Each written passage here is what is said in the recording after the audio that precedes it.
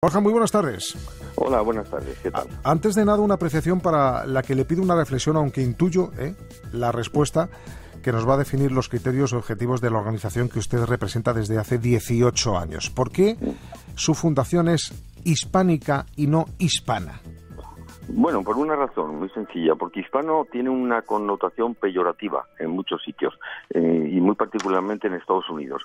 O sea, lo hispano, digamos, es un poco lo degradado, incluso lo delincuente, mientras que hispánico es un concepto mucho más limpio, digamos, conceptualmente. Por eso se llama hispánica. ¿Tienen alguna justificación, señor Cardelús, este tipo de revisionismo histórico radical que termina por pintarajear, por destruir, por derribar estatuas vinculadas a la historia y al legado, en este caso nuestro, al legado español en el mundo, y en particular está ocurriendo sobre todo, no solo, pero sobre todo en el continente americano? No solo no tiene justificación, sino que es una muestra de una mezcla de ignorancia e ingratitud, porque todos esos que están derribando las estatuas pertenecen en buena parte al movimiento indigenista, de indígenas que son descendientes de aquellos nativos, de aquellos indígenas salvados por la obra de España, que fue impresionante en todos los aspectos materiales y culturales. Enseguida vamos a abordar ese aspecto que usted tiene clarísimo a partir de sus lecturas de la historia y de los hechos objetivos que han ocurrido. ¿Estamos, a su entender, ante una moda sin más? Digo lo de vandalizar este tipo de estatuas, este tipo de referentes históricos, o ante una serie de actuaciones, Borja, preconcebidas con objetivos concretos. Yo creo que sí, además no es una cosa nueva, simplemente es una derivación nueva de un hecho antiguo, es que viene de muy atrás, nada menos que de hace 500 años, cuando se crea la leyenda negra contra España para apartarla del Nuevo Mundo, para, digamos, ser sustituida por otras potencias europeas que querían apoderarse del botín de América, también por motivos religiosos, también, por supuesto, pero esa leyenda negra ha tomado un nuevo sesgo en los últimos tiempos, cuando ha pasado a la acción, ya no solamente es un aspecto teórico, intelectual, de criticar la obra de España, sino que se la critica mucho más abierta, mucho más contundentemente, derribando sus estatuas. Pero en definitiva es una manifestación más de una derivación de la leyenda negra. Leyenda negra, en la que ha tenido una ayuda fundamental el cine británico y sobre todo el cine estadounidense, señor Cardelús. Pues por supuesto, porque cuando sea... Es curioso que si el oyente se fija, en los Estados Unidos el cine de Hollywood ha pasado del Imperio Romano al western, pero ha saltado 300 años de presencia de España en los Estados Unidos, 300 años en su territorio, y esa presencia de España ha sido obviada a pesar del rastro enorme que ha dejado.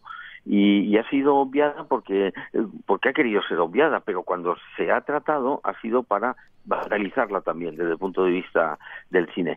Películas como, por ejemplo, Amistad Estaba pensando en esa, sí, protagonizada entre otros por Morgan Freeman. Sí, efectivamente. Me resulta que los esclavistas éramos nosotros. Exacto, nosotros fuimos los que no admitimos esclavos en Estados Unidos y los liberábamos y les construimos un fuerte cuando se evadían de las plantaciones esclavistas de Inglaterra. El Fuerte Mose.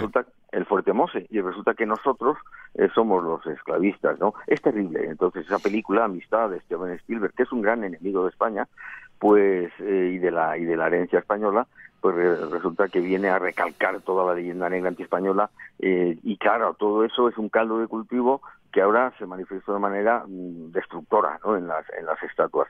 Es necesario combatirlo, y por otra parte España no ha hecho nada para contrarrestarlo. Alguien escribía el otro día: este pecado contra la inteligencia del pasado consiste en lanzar, a partir de las certidumbres del presente, un juicio retrospectivo que, además de irresponsable, es perentorio contra personajes de otro tiempo. En líneas generales, Borja Cardelús, ¿está de acuerdo? Pues sí, desde luego, pero no solamente eso, es que es tan injusto lo que está ocurriendo en los Estados Unidos, que por ejemplo están derribando estatuas de Junípero Serra, ¿no? De Junípero Serra. Junípero Serra fue una persona que consiguió incorporar a los indios de California a la cultura occidental. Si no hubiera sido por él, los indios hubieran sido extinguidos. como se extinguieron en el este de Estados Unidos, porque cuando los americanos llegan a California y se encuentran con los indios, ya no eran unos indios nómadas salvajes, sino que eran carpinteros, herreros, albañiles. Nueve misiones, si no recuerdo mal, ¿no? 9 misiones sí, en California. 21 misiones. En California 21, digo, solo 9 me parece. No, en California 21 misiones. 21 misiones. Estaba yo mal y en informado. esas misiones no solamente se les enseñaba doctrina religiosa, que eso era lo de menos, se les enseñaba oficios, se les enseñaba a incorporarse a la cultura occidental material. Gracias a eso pudieron sobrevivir. Bueno, pues esos supervivientes son los que están derivando la estatua del padre que les enseñó. Es así de injusto, ¿no? Me ha parecido entenderle antes que no estamos haciendo lo suficiente para sacudirnos ese baldón, el baldón que nos han querido poner encima de nuestras espaldas y que pasa por esa llamada o conocida como leyenda negra. ¿De qué pecamos? ¿Por qué ocurre esto?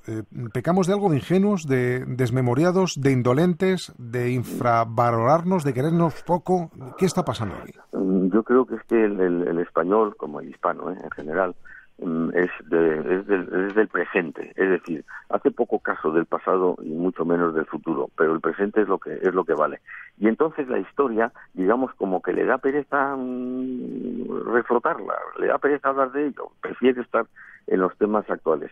Y entonces, estos temas que realmente afectan muchísimo a la imagen de España, ha dejado que otros la construyan, esa imagen, negativamente, y no ha hecho nada por ella. Y sobre todo tenía que haber hecho mucho con el cine. El cine es lo que ha dado el sesgo nuevo a la leyenda negra. Hasta entonces estaba circunscrito a los círculos intelectuales, pero con el cine pasa ya, digamos, a conocimiento general y de ahí a la violencia, ¿no? Pero España no ha hecho nada y sigue sin hacer nada. Yo me asombro de que no haya una postura contundente de España como Estado, de todos los partidos políticos, para contrarrestar esta imagen que también tiene efectos materiales muy negativos sobre la imagen de España y sobre su economía, sobre todos los aspectos, ¿no? No, la radiografía está clara. Yo lo que le preguntaba es, una vez que conocemos la patología, saber el origen de esa, bueno, iba a decir enfermedad, permítame el término en este caso. ¿Por qué consentimos que esa leyenda negra no solamente haya prosperado, sino que se haya mantenido durante decenios en el tiempo? Yo le decía, pecamos de ingenuos, de desmemoriados, de indolentes, de infravalorarnos. Quizá tengamos, señor Cardelús, algún tipo de complejo. Sí, también. O sea, usted lo ha dicho, es un poco indolencia, es un poco lo que he dicho yo, de que estamos solamente pendientes del presente, y también es complejo porque, claro, tanto martilleo con que España hizo un genocidio y todo lo demás, que todo es mentira, pues ha llegado a permear en muchas clases españolas, y entonces por lo menos la mitad de la población se cree todas las mentiras de la leyenda negra, que fuimos genocidas, que robamos el oro, que matamos, todas esas cosas, todo eso es mentira, se ha demostrado, ¿no?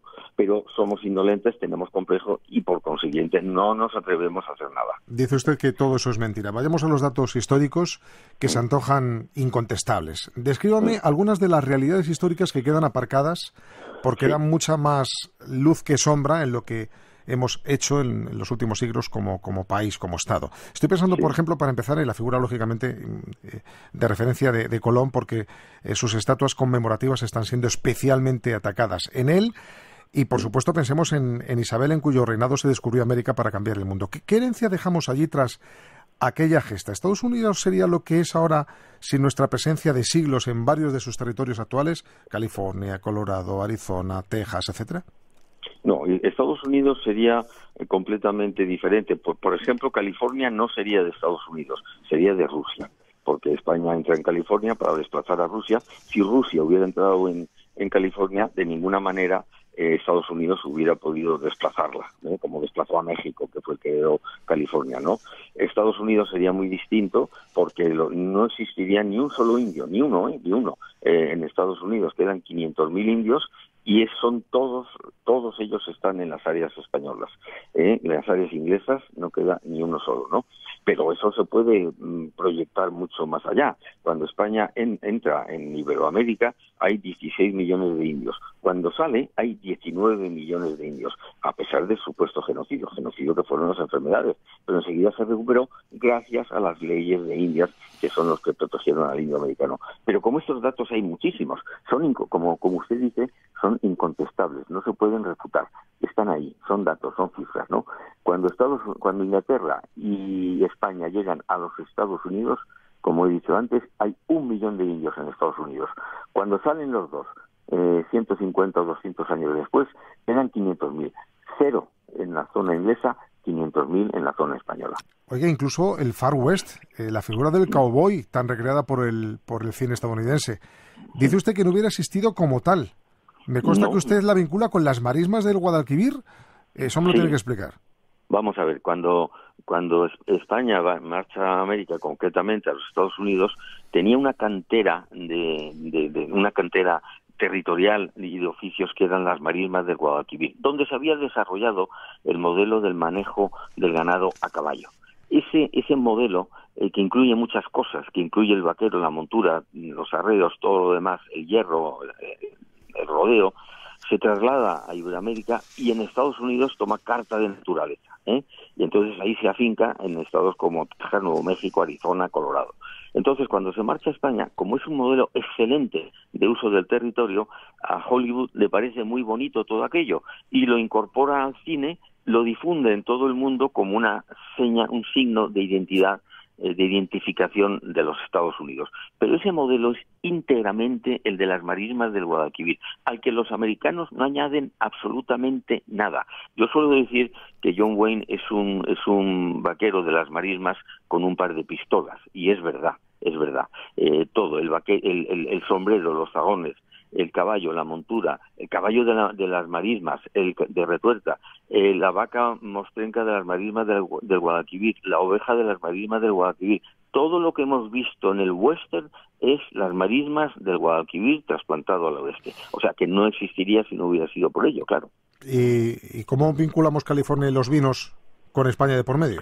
Bueno, California es una potencia vitivinícola mundial, absolutamente, pero todos esos vinos, toda esa extensión enorme de California, que ha hecho de California uno de sus signos de identidad, procede de las llamadas, entre comillas, uvas misioneras, que son las uvas que importaron los frailes de las 21 misiones californianas y las sembraron en sus misiones, porque las misiones no eran lo que soy, que es una iglesia y un patio. Las misiones tenían 100.000 hectáreas y eran auténticos polígonos, núcleos de desarrollo regional.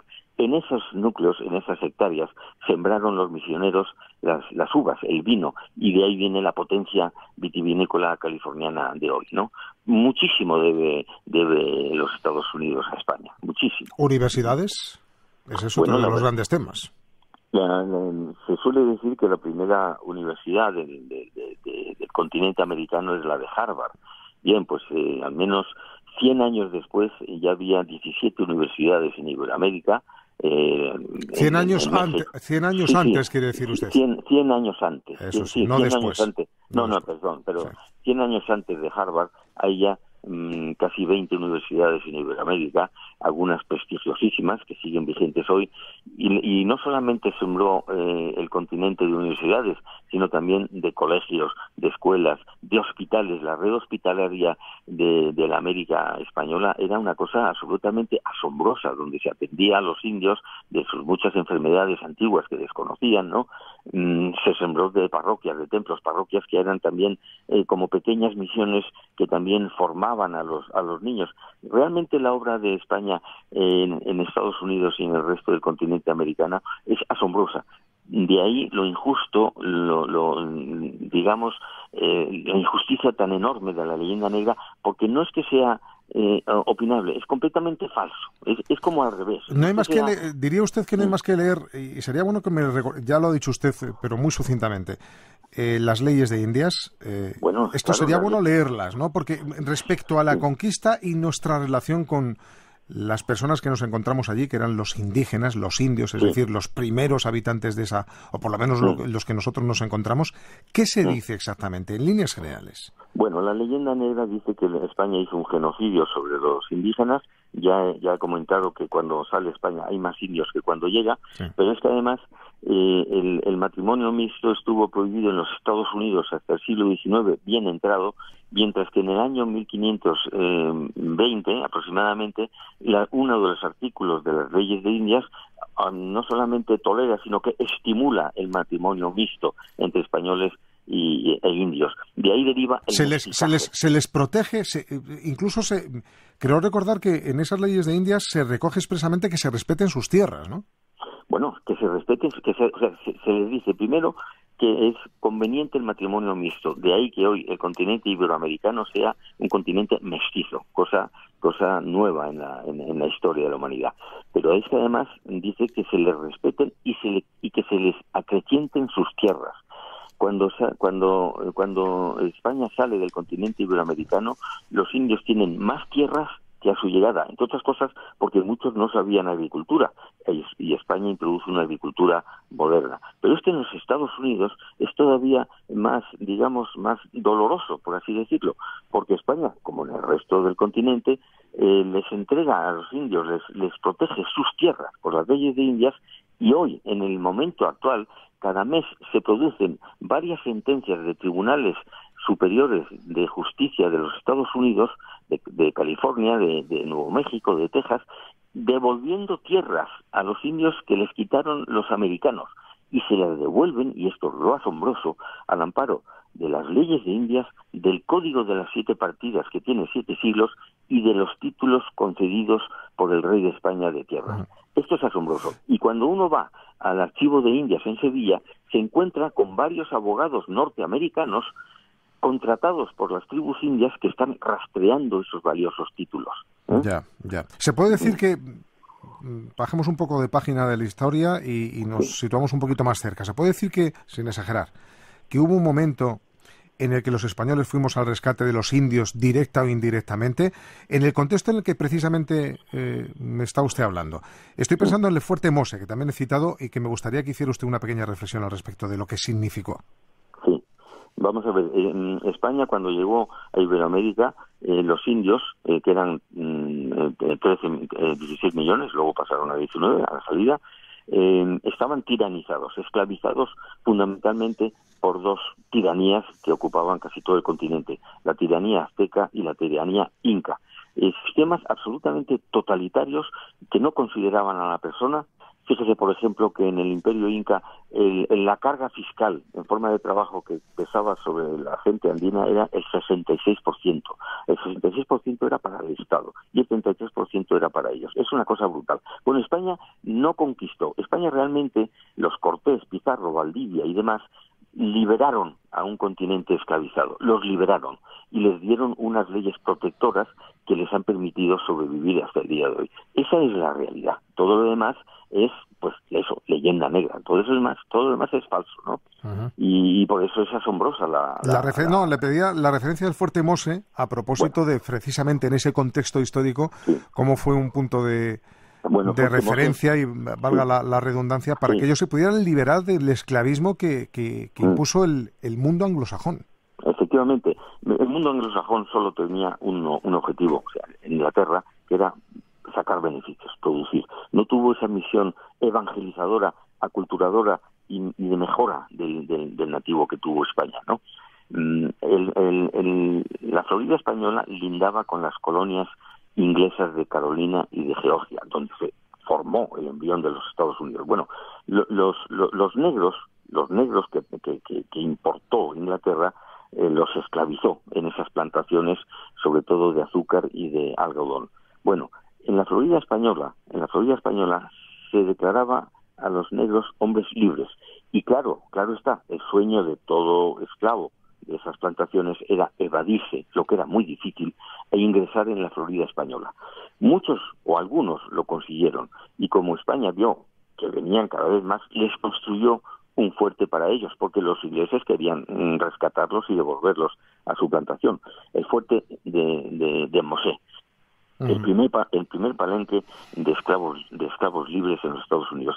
Este fuerte lo defendieron los negros con ayuda de los españoles de la Florida con uñas y dientes, porque por 2 veces lo atacaron los ingleses para rescatar a los indios y devolverlos a la esclavitud, y no pudieron. Hay incluso documentos de sobra para atestiguar que si la participación de nuestro país, de España, a la independencia de Estados Unidos respecto a Inglaterra, año 1793, no hubiera sido posible, al menos tal y como sucedió, porque llegamos a ayudar a Washington con armas. El revisionismo histórico, sus peligros, sus posibles consecuencias o repercusiones, porque ¿dónde ponemos el límite? ¿Qué es lo siguiente que se podría criticar de la historia desde la óptica, desde la perspectiva, desde los criterios y parámetros de los tiempos en los que vivimos ahora? ¿Se le ocurre a Borja lo que podría ser lo siguiente? Borja. Bueno, pues en Estados Unidos lo siguiente podría ser la Estatua de la Libertad, la estatua, efectivamente, ¿no? Regalada por Francia con motivo de la guerra de independencia, porque Francia también ayudó a los Estados Unidos. Francia se llevó toda la gloria de la ayuda, y España ha pasado desapercibida cuando ayudó mucho más. Déjeme que diga que en Reino Unido ya están atacando las estatuas de Winston Churchill, nada menos. Borja Cardelús, presidente de la Fundación Civilización Hispánica. Buenas tardes. Gracias, Borja. Bueno, muchas gracias.